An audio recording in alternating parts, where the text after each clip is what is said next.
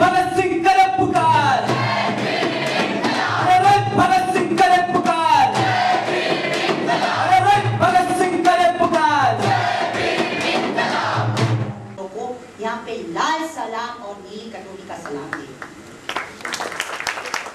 मैं मानती हूँ कि ये तानाशाही जो एक रेजिम दिल्ली में बैठी है, उसके फ्रंट लाइन में हमारे आज नौजवान छात्र हैं, और अगर हमारे पुरोगामी पॉलिटिकल पार्टीज उनके साथ में नहीं खड़े रहेंगे तो पुरोगामी politics will become irrelevant in this country. जो स्टूडेंट्स लड़ रहे हैं लड़ाई, जो छत्तीसगढ़ में सोनी सोरी लिंगाराम और सारे आदिवासी भाई बहन लड़ रहे हैं, कितने अलग अलग फ्रंट से सरकार ने खोल के रखे हैं। रोहित वेमुला 18 दिसंबर को एक खत लिखता है वाइस चांसलर को, जिस खत में वो दुख भी व्यक्त करता है और अपनी एक तरह से इशारा देता है हुकूमत को, वाइस चांसलर को, और ये बेशर्म वाइस चांसलर 17 जनवरी तक वो छात्र को बुलाता भी नहीं है बात करने की। That man has absolutely no moral or any right to continue in the post as vice chancellor. He refused to even talk to or communicate with his students. और आप सोचिए कि जुलाई से के बाद जब 5 स्टूडेंट सस्पेंड होते हैं, उनकी रिसर्च फेलोशिप के पैसे कट जाते हैं। 4 जनवरी के बाद उनको लाइब्रेरी से बाहर रोका जाता है, उनको कमरों से बाहर किया जाता है, और वो लोग बाहर ठंडी में वेलीवाड़ा में सोने लगते हैं। तो सवाल आप और हमारे लिए आज ये है कि क्या ये बेशर्म वाइस चांसलर वेलीवाड़ और रोहित का स्तूपा भी आजकल डिमोलिश करने वाला है कि नहीं? क्योंकि जॉइंट एक्शन कमेटी का कहना है कि मिनट्स में उन्होंने लिखा है कि हमको ये स्तूपा डिमोलिश करना है। Not only is he quite content not communicating with the students, मार्च 22 के बाद उन्होंने पुलिस को अंदर बुला लिया।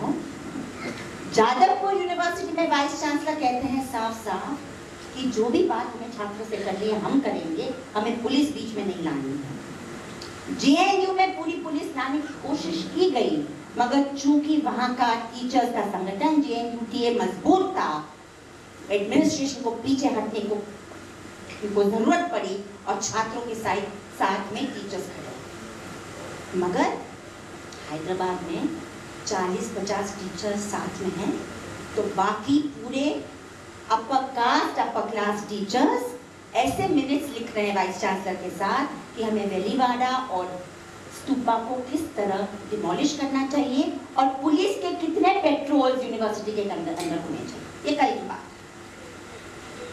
I believe Hyderabad central university का जो संघर्ष है, रोहित वेमुला की जो शहादत है, बाकी जो छात्रों ने अलग अलग दलित छात्रों ने कितने यूनिवर्सिटीज में आत्महत्या करके एक इशारा किया ये देश को, I think this is going to become the fulcrum of the anti-caste movement in this country, and we have to understand that.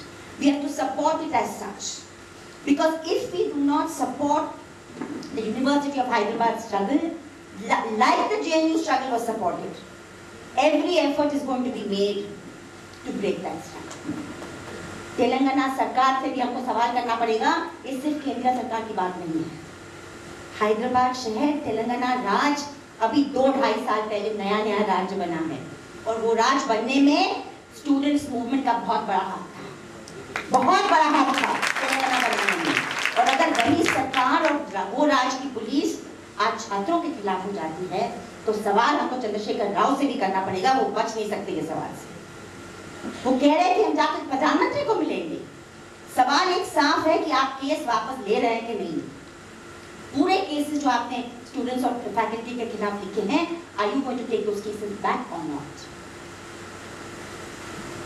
Friends, education is a particular target of the Rashtriya Swayamsevak संघ। हमें ये पहले जानना पड़ेगा। जब हम चूंकि शिक्षण और किस तरह की शिक्षा हम नौजवानों को पढ़ाएंगे और पढ़ाई जाएगी, उसके ऊपर राजनीति कर रही है राष्ट्रीय स्वयंसेवक संघ। ये सरकार भारतीय जनता पार्टी की सरकार बिल्कुल नहीं है। ये सरकार आरएसएस की है, आरएसएस के इशारे पे चलती है। इसीलिए Latehar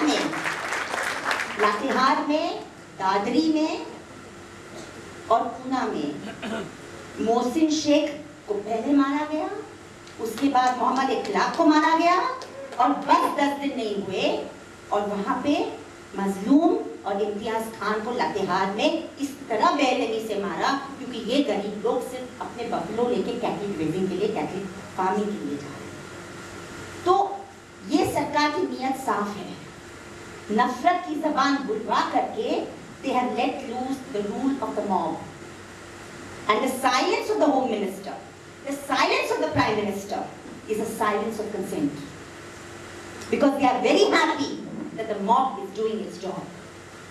And the mob does its job, division spreads amongst us, but education is a particular project of the राष्ट्रीय स्वयंसेवक संघ। दो चीजें हो रही है, एक तो निजीकरण, privatization, which is not only this government, it was also the previous government, we know that, कि privatization of education और मगर इस सरकार में जिस तरह गए अगस्त सितंबर से रिसर्च फेलोशिप यूजीसी स्कॉलरशिप पे हमला किया और वो 25-25 हजार की स्कॉलरशिप को 7-8 हजार की स्कॉलरशिप को वो खतरे में इसलिए डालना चाह रहे हैं क्योंकि वो नहीं चाहते हैं कि सवाल करने वाले इंसान पैदा हो।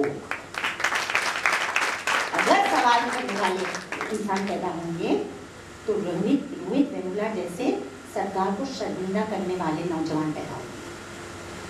अगर विचारधारा आजाद होगी, आजाद सोच विचारधारा होगी तो कन्हैया जैसे तकरीर भाषण देने वाले नौजवान पैदा होंगे। मगर राष्ट्रीय स्वयंसेवक संघ आजाद सोच, डिस्कशन, डिबेट, डायलॉग में नहीं मानती। वो चाहती है एक काडर, एक चुप बैठने वाली, डांडी चलाने वाली, लाठी चलाने वाली एक झुंड उनको मिले। दोस्तों, हायर एजुकेशन पे तो हमला सरासर हो रहा है। स्कॉलरशिप्स रोकी जा रही है, राष्ट्रीय स्वयंसेवक संघ के प्रचारक वाइस चांसलर बनाए जा रहे हैं, राष्ट्रीय स्वयंसेवक संघ के प्रचारक गवर्नर बनाए जा रहे हैं राज्य में। मगर आप ये मत समझो कि प्राथमिक शिक्षण पे हमला नहीं है, सबसे ज्यादा हमला प्राथमिक शिक्षण को भी है।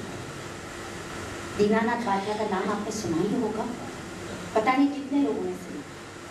जब ये देश के प्रधानमंत्री जो एक संवैधानिक पद में खड़े हैं और वैज्ञानिक साइंटिस्ट के सामने वो कहते हैं, साइंटिस्ट के सामने खड़े होकर हमारे प्रधानमंत्री जब कहते हैं कि एंशिएंट इंडिया हैड एरोप्लेन, तब हंसने की बात भी है और रोने की भी बात है क्योंकि दीनानाथ पात्रा की किताब 4 लाख बच्चों को गुजरात में यही बात पढ़ा है और हमारे प्रधानमंत्री राष्ट्रीय स्वयंसेवक के प्रचारक ने वही इतिहास पढ़ाया है जो दीनानाथ पात्रा पढ़ा।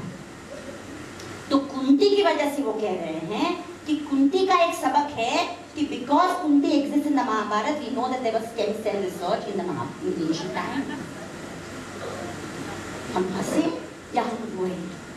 गांधीनगर मेरा एक लेक्चर चल रहा था और मैंने वहाँ के प्राध्यापक से पूछा, प्रिंसिपल से पूछा कि अगर इस तरह का इतिहास आप पढ़ाते जाओगे तो आपकी अमेरिका में हार्वर्ड भी आपको अंदर नहीं लेने वाली, क्योंकि गुजरातियों को बहुत शौक होता है हार्वर्ड और वहाँ जाने का। अभी वही दीनानाथ पात्रा हरियाणा में भी किताबें बांट रहा है। तो there's an ideological assault and there's the assault to the transfer of state resources to the private sector। अगर इस तरह का निजीकरण शिक्षण में होता गया तो एक तबका जो 70 साल के संघर्ष के बाद कैसे भी करके ऊपर आके अपना हक ले रहा है, वो तबके को भी आप शिक्षा से वापस वंचित करने का प्रयास और साजिश चलाई जा रही है। बहुत अलग अलग स्तर पे हमें लड़ाई लड़नी पड़ेगी, कानूनी स्तर पे लड़नी पड़ेगी to protect the rule of law, सांस्कृतिक स्तर पे लड़नी पड़ेगी जैसे कि कबीर कला मंच लड़ रहा है और बाकी ऐसे ग्रुप्स लड़ रहे हैं कि संस्कृति जो है वो एक बहुरंगी हमारी संस्कृति है, एक रंग की संस्कृति बिल्कुल हम नहीं होने देंगे, ना हम मानेंगे ये बात को। दौंदा प्रशांत ने मुझे कहा हैदराबाद में कि जब उनको पुलिस मार रही थी तो 2-3 बातें उनके दिमाग कानों में गूंज रही थी। उनको कहा गया कि आप बीफ पार्टी करोगे, लो मार, आप बीफ पार्टी करोगे, आप किस ऑफ लव प्रोटेस्ट ऑर्गेनाइज करोगे और लाठियां। और आखिर में कहा ये तो सिर्फ शुरुआत है, अब इसी तरह स्टूडेंट्स के साथ हमको ऊपर से ऑर्डर है दिल्ली से। ये 3 बातें गूंज के पुलिस ने बार-बार कही। तो सवाल आता है कि this is the Telangana police, it is under the state government, where is the question of Delhi, where is the question of orders coming straight from Delhi? But if you look at what has happened in the Hyderabad Central University, in legal terms, there is a clear command of chain of command responsibility. शुरू बात होती है vice president Bharatiya Janata party Hyderabad शहर से, जो बंदरियों दत्तात्रेय को खत लिखता है लास्ट जुलाई, ये एंटी नेशनल बच्चों पे एम्बेडकर स्टूडेंट्स एसोसिएशन पे आप कार्रवाई करो। उसके बाद सुशील कुमार बीच में आता है, अखिल भारतीय विद्यार्थी परिषद का नुमाइंदा, और वही सुशील कुमार झूठी शिकायत करवाता है कि उनको मारपीट पड़ी। और दिक्कत उनको अम्बेडकर स्टूडेंट एसोसिएशन से क्यों है? क्योंकि उन्होंने मुजफ्फरनगर अब बाकी है फिल्म दिखाई और याकूब मेमन की डेथ पेनल्टी का कोपोज किया। ये 2 बात को लेकर उनको एंटी नेशनल कहा। जब बंदरियों दत्तात्रेय खत लिखता है स्मृति ईरानी को, अभी वो स्मृति ईरानी उनका नाम नहीं है, अभी उनका नाम मनुस्मृति ईरानी को जब खत लिखा जाता है तो वो मनुस्मृति ईरानी 5 खत लिखवाती है। मतलब हमें तो लगता है कि अगर केंद्रीय मंत्रालय के आप लिस्ट देखेंगे तो प्रधानमंत्री, गृह मंत्रालय, डिफेंस, उसके बाद MHRD, चौथा तो सबसे इम्पोर्टेंट मंत्रालय तो एजुकेशन और शिक्षण का होता है, मगर इनके पास बहुत समय है ये सब छोटी छोटी बात देखने के लिए। तो 5 खत लिखवाती है ये, डेप्यूटी सेक्रेटरी लेवल तक का खत जाता है हैदराबाद कि एंटी नेशनल एलिमेंट्स को आप संभालिए। There is no way in a chain of command responsibility for the institutional murder of Rohit Vemula that this chain of command responsibility can be escaped. Appa Rao is one link in the chain, and I believe 22 मार्च को वापस आने का जो साजिश थी वो directly एक provocation था केंद्रीय सरकार के से स्टूडेंट्स को। It was a direct provocation from the central government with a message to the students and a message to you and me कि हमें कोई परवाह नहीं, आप कितना भी प्रोटेस्ट करो, आप लाख प्रोटेस्ट करो, हमारी सरकार है, हम कुछ नहीं कर सकते।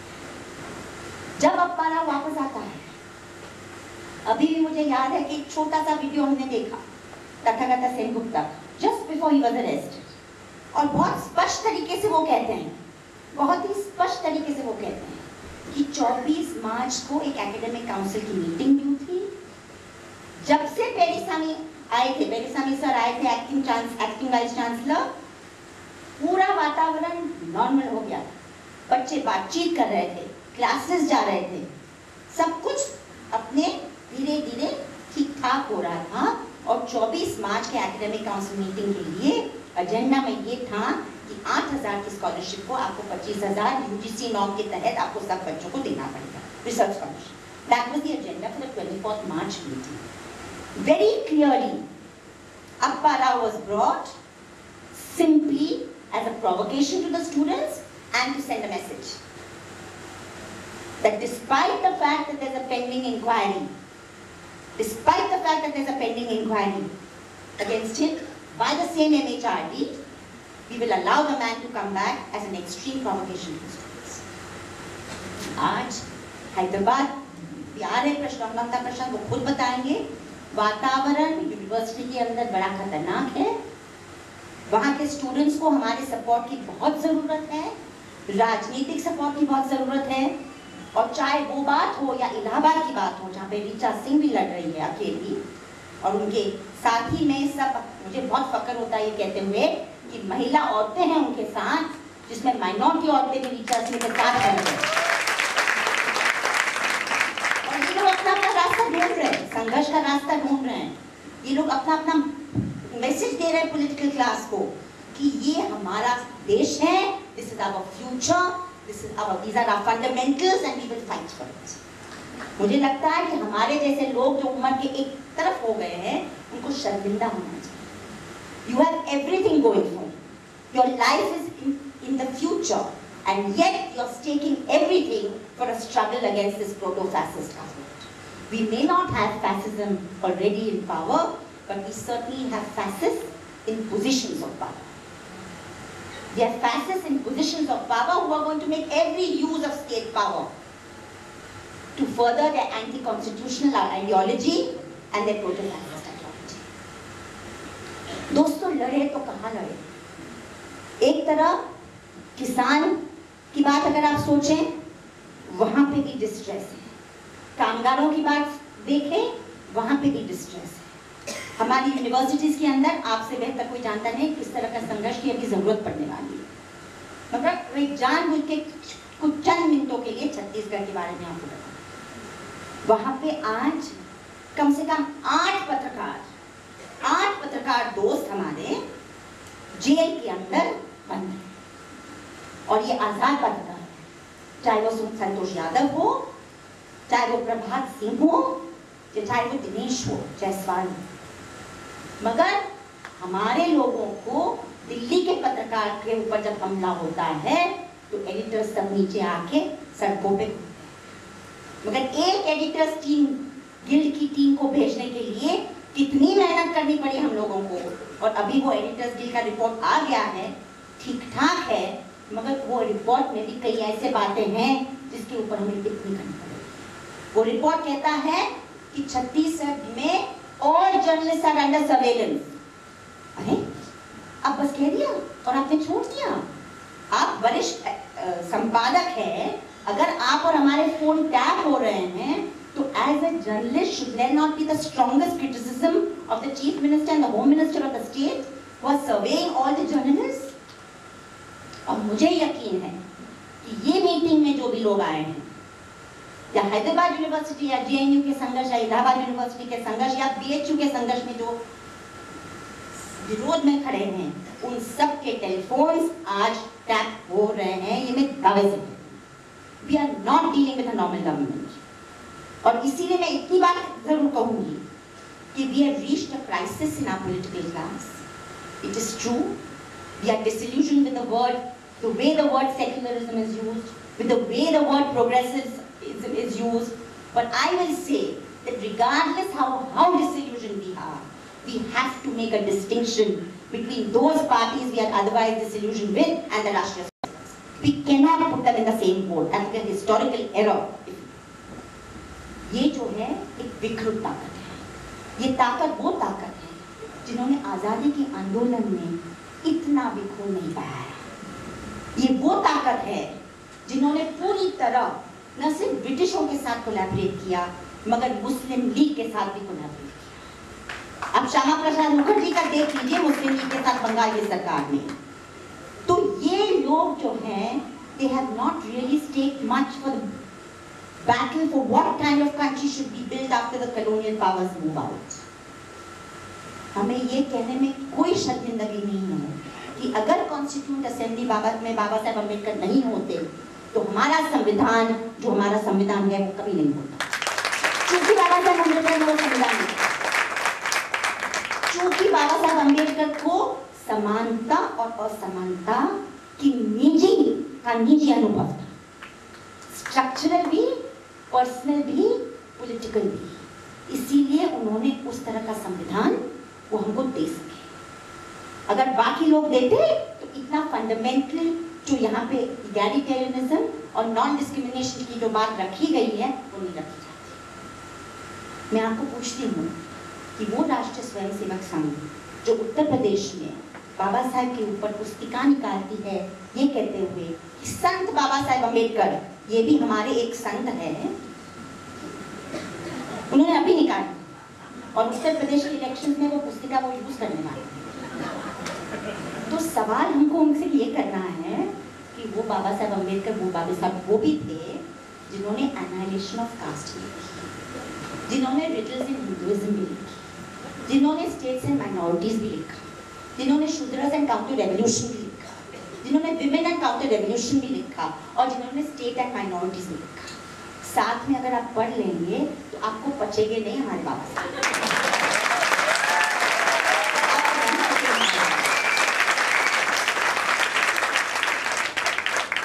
इस बार दिल्ली बुक फेयर में मैं गई थी, मेरे बहुत दोस्त हैं, वरिष्ठ पत्रकार दिलीप मंडल जी के साथ हम गए थे। साथ में हमारी अनीता भारती दोस्त है, दलित लेखिका, उनकी पुस्तक की रिलीज थी दिल्ली बुक फेयर में, तो हम लोग साथ में बैठे थे पंडल में। और उसके बाद हमने बोला हर बार मैं जाती हूँ तो मैं जरूर कंप्लीट वर्क्स ऑफ बाबा साहब अम्बेडकर को देखने जाती हूँ। मेरे पास 2 सेट हैं, मगर मैं देखने जाती हूँ कि कौन से स्टॉल पे कहाँ बिक रहा है। तो आपको पता है, यहाँ के ये कमरे में तो सबको पता ही होगा कि महाराष्ट्र हमारी सरकार जो है बहुत सस्ते में वो बेच लेती है, वो ब्लू कलर की पुट्टे में, अच्छा प्रोडक्शन नहीं है। मगर दिल्ली का जो अम्बेडकर फाउंडेशन है वो केंद्रीय सरकार की आउटफिट, वो कॉन्ट्रैक्ट करके on a contract they bring out the same volumes in a much better edition. तो हम गए स्टॉल पे, हमने पूछा, वहाँ पे बहुत बुजुर्ग, बहुत ही लर्नेड आदमी थे जिन्होंने काफ़ी एडिशंस छापे बाबा साहब के। तो मैंने पूछा उनको कि ये तो सेट कंप्लीट नहीं है, ये तो इनकम्प्लीट सेट है, क्या बात है भाई साहब? बोले क्या बताएं, हम 1.5 साल से रिमाइंड कर रहे हैं ये सरकार को कि हमें परमिशन दो ये 11 वॉल्यूम के लिए, मगर ये 11 वॉल्यूम के लिए परमिशन हमें नहीं मिल रहा। तो फिर हमने लिखना शुरू किया, ये कौन से 11 वॉल्यूम है भाई जो ये सरकार नहीं बेचना चाहती है, और जो भी नाम हमने अभी लिए थे वही नाम उसमें, क्योंकि ये सरकार नहीं चाहती कि बाकी लोग, क्योंकि आप कुछ भी करो, complete works of Baba Saheb Ambedkar sells possibly like no other edition in this country. From village libraries to private collections, people want those set of books. But this government does not want to make annihilation of caste available. They don't want riddles in Hinduism में. तो हमने ये story छापी, हमने केंद्रीय सरकार को खत भी लिखा कि आप कारण क्या दे रहे हैं इसके बारे में। No comment. We are looking into it. इस तरह के जवाब हमें मिले।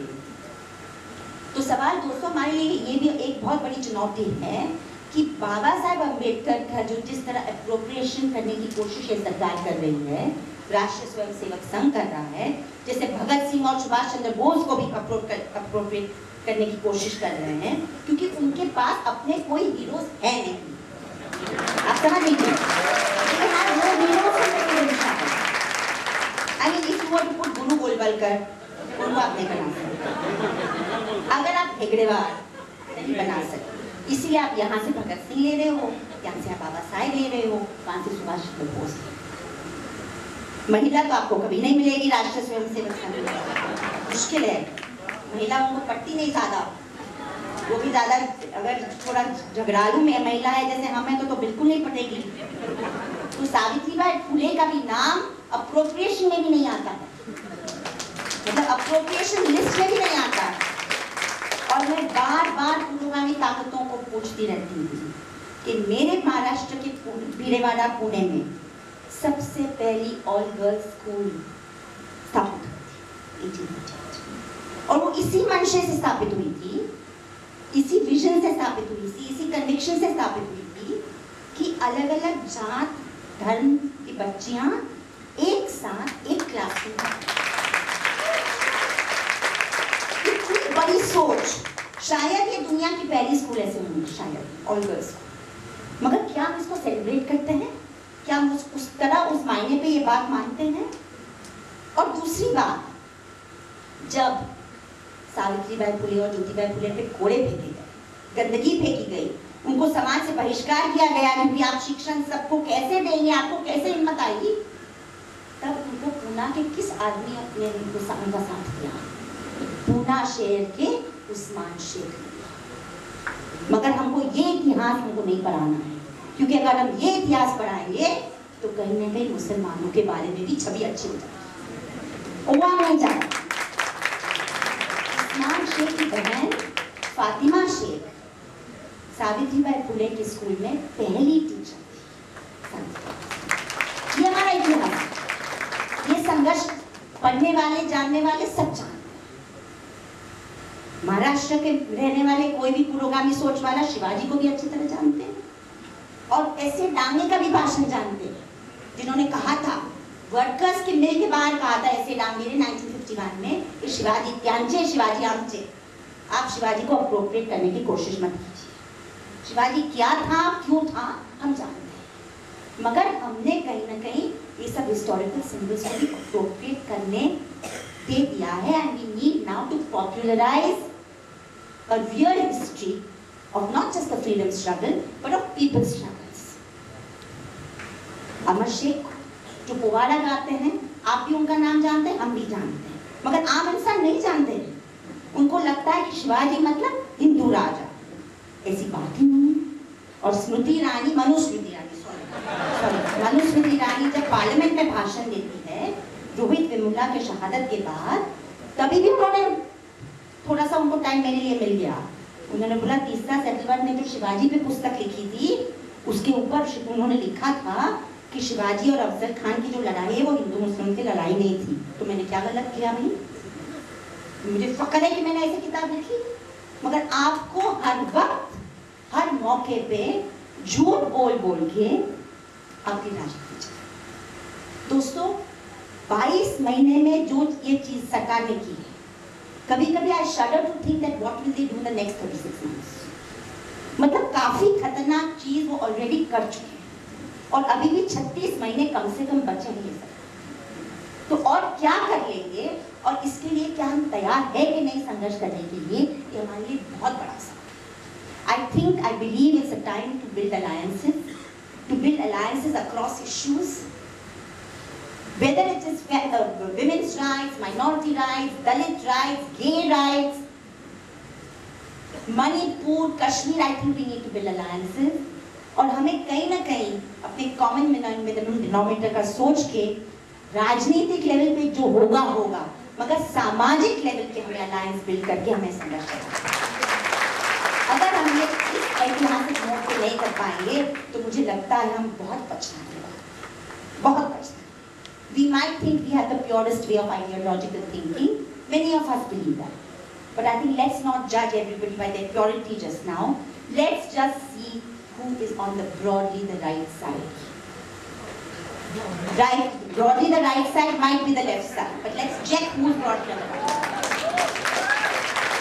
And let us have the sagacity. Let us इतना हम थोड़ी गंभीरता से सोचें कि कौन हमारा दोस्त है और कौन है दुश्मन, और उसी से हम सामाजिक स्तर पे संघर्ष चलाएं, राजनीतिक स्तर पे संघर्ष चलाएं। और चूंकि बाकी सब चीज के साथ साथ मैं पत्रकार भी हूँ, मैं ये जरूर कहूँगी कि मैं पत्रकार दोस्तों से मैं गुजारिश करती हूँ कि कुछ न कुछ अपने पेशे से शर्मिंदगी दिखाइए।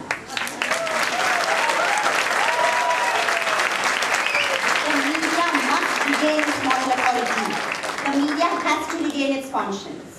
Whether it can happen in the corporatized structure we have or not, I do not know. Then maybe we have to seek alternatives. But it is a matter of complete shame the way the media has today become just the official version of either the crime branch or the IB or the political class. Surely journalism is about something more than that. There has to be a space for the different ideas. Journalism has to be a conversation between the people, different people who are making different choices, different struggles that are making their voices heard, and the media must reflect some of these voices.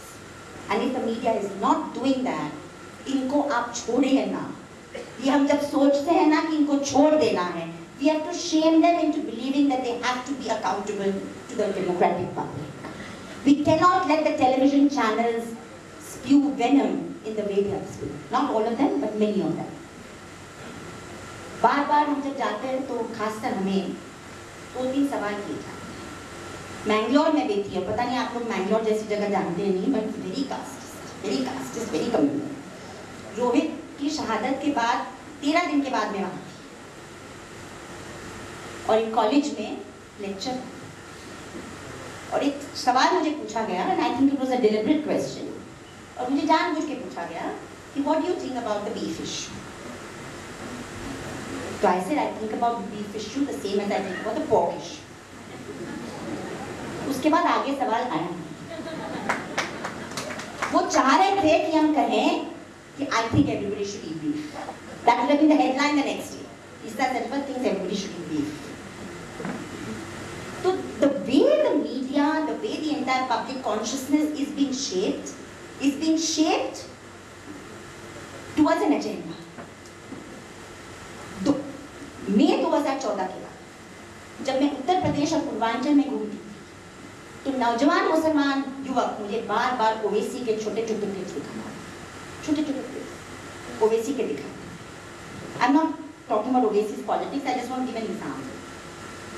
Bihar के बाद वो अभी कम हो गया, वो हवा कम हो गई है, तब दिखाते। तो मैंने उनको यही पूछा कि ओवैसी को सबसे ज्यादा चैनल कौन सा दिखाता है? Which channel gives maximum exposure to Owaisi? खुद उनके पास से जवाब आता था।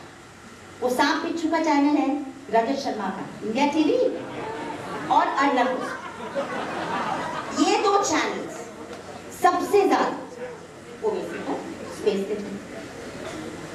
तो फिर मैंने उनको आगे एक बात पूछी कि 10 साल पहले, 15 साल पहले हमारे शहर में ठाकरे थे, हम भी ठाकरे से मुकाबला करते थे। तो ठाकरे जब गंदे गंदे बयान देते थे तो उनके खिलाफ टीवी पे या अखबारों में बोलने वाले कौन आते थे या किसको लाया जाता था? उस वक्त क्योंकि मीडिया कुछ ना कुछ शर्म देने वाली मीडिया थी, कुछ ना कुछ डेमोक्रेटिक सोच की मीडिया थी, they would positive as an issue between democratic politics and a sectarian bullying politics. तो उसमें अलग अलग लोग आ जाते थे, जिसको नीलूफर भागवत भी आ जाती थी, एडमिरल रामदास भी आ सकते थे, कोई भी आ सकते, पुष्पा भावे जी आ सकती थी ठाकरे के सामने में।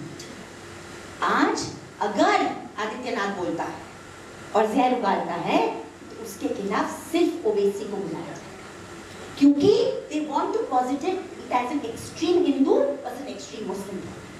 They do not want to positive as a constitutional issue, as a democratic issue, and as hate speech. We have to understand the conspiracy of the media and the conspiracy of this vicious television that is playing this game. I remember when Muzaffarnagar happened, Kader Rana की cassette बार बार play की गई, मगर संगीत सोम की cassette Arnab Goswami के हाथ में नहीं आई। इस तरह की बहुत गंदी पॉलिटिक्स आज का टेलीविजन खेल रहा है। आप हमसे बहुत ज्यादा तेज है, इंटेलिजेंट है, ये पॉलिटिक्स हम थोड़ा सा समझ लें और उनके साथ हम मुकाबला करें। In a democracy, when we call the media the fourth estate, we have every right to tear them apart, critique them and discuss them if we feel that they are not performing their job. So I think we need to, just like the feminist movement would always go to the media, feminist media movement would always go to the media if they felt that the coverage was not proper. By not believing that they are the answer to everything, while seeking out our own alternatives, हमें media से सवाल करने ही चाहिए। मुझे अभी भी याद है 1987 में, आप लोग बहुत सारे लोग यहाँ पे शायद जन्म भी नहीं हुए होंगे, बहुत अच्छी बात है, इतने नौजवान यहाँ पे हाजिर हैं। एक सती का इंसिडेंट, सती का एक बहुत भयानक इंसिडेंट देवराला में हुआ, राजस्थान। उस वक्त काफी महिला के ऑर्गेनाइजेशंस साथ में आई और उन्होंने मीडिया टीम भी भेजी, मीडिया मॉनिटरिंग भी की और तगड़ा बहस, क्योंकि टाइम्स ऑफ इंडिया ने 22 दिन के लिए एडिटोरियल नहीं लिखा था देवराला पे। और जब हमने उस वक्त दिलीप पटनायक से सवाल किया था कि why did you not write an editorial for 22 days when a woman was burnt alive on the pyres of her husband? They said we were waiting for a reaction from Rajiv Gandhi. Rajiv Gandhi spoke after 20 days, so we wrote after 20 days. That was the answer. So this manner of dealing with an issue, which is not dealing with the issue but dealing it with a power structure, is not entirely new. But it has got more vicious now with a very corporatized media. I've already got my treat, so I don't want to overstay my welcome. Thank you very, very much for having me here. Thank you.